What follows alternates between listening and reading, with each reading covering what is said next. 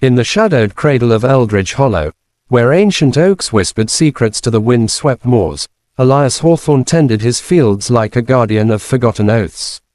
At 42, he was the village's quiet sentinel, broad-shouldered, with hands etched like riverbeds from decades of tilling reluctant earth, and eyes the color of storm-tossed heather. His life was a tapestry of unyielding tradition. The Eldridge Code, etched in blood and ballad, dictating that no man stray from the sacred rites. For generations, it had bound them, debts paid in silence, grievances sealed with knots, and the willow binding, the most solemn of all, a ritual where the accused were lashed to the sacred willow tree at dawn, left to the mercy of fate until dusk, their pleas swallowed by the hollow's unrelenting fog. To untie was to unravel the village's soul, inviting curses from ancestors who slumbered beneath the roots. Elias had never questioned it. His own father had bound his mother there once, for a whispered infidelity that proved false, and she had emerged unbroken, her spirit a quiet fire that warmed their hearth till her dying day. Tradition was the soil from which they grew. To defy it was to wither. That fateful autumn morn, as crimson leaves bled into the mist, Elias ventured beyond his barley rows to the willow grove. The air hung heavy with the scent of damp earth and regret. There, against the gnarled trunk of the ancient willow, its branches like pleading fingers, she hung.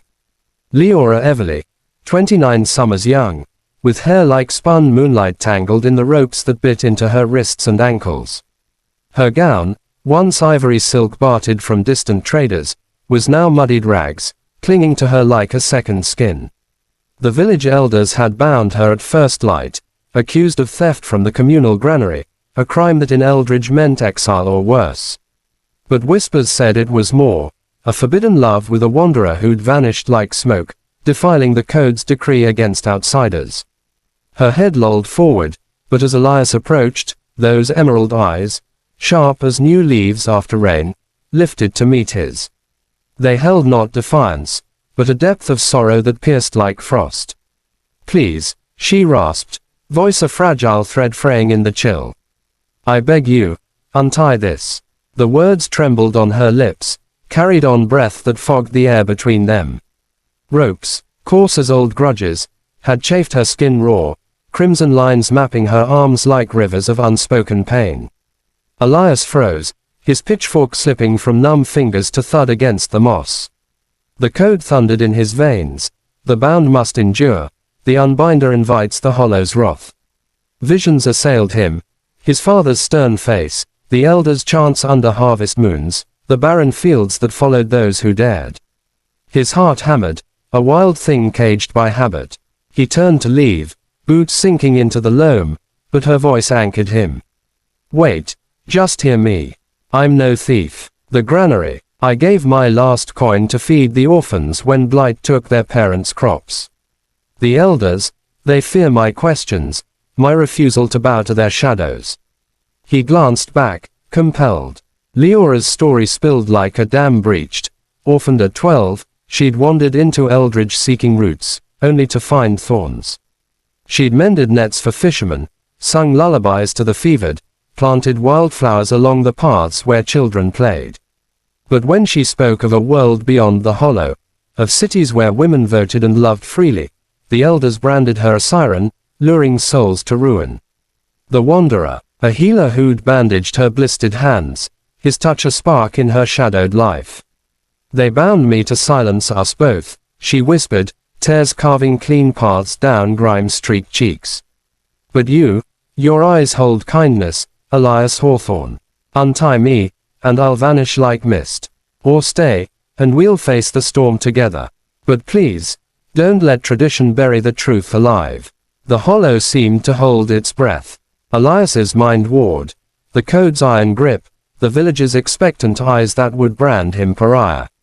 Yet in Leora's gaze, he saw his own buried longings. The wife who'd left him barren 20 years past, taking his laughter with her, the dreams of sails on open seas he'd traded for furrows.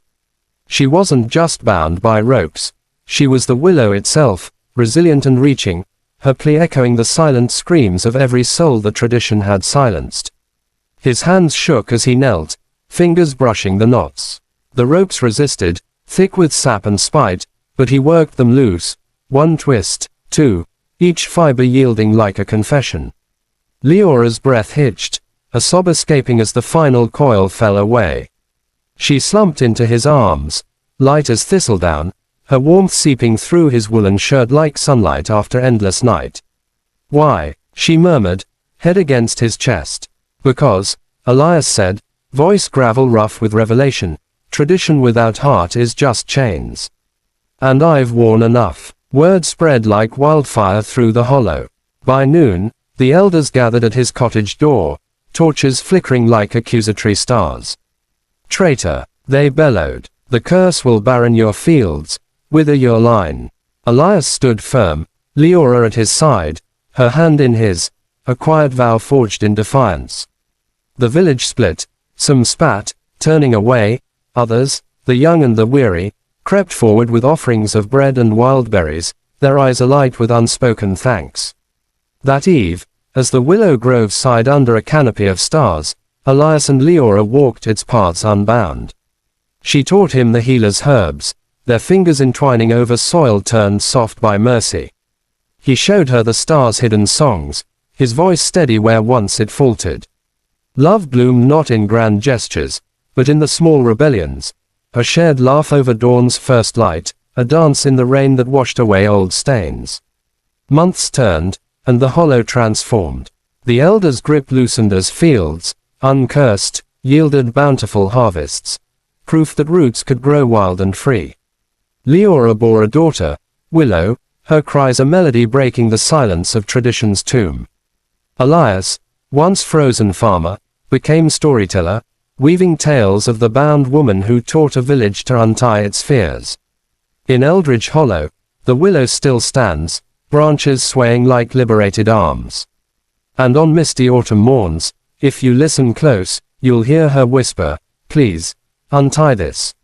Not as plea, but as promise, that in breaking chains, we find the strength to weave anew.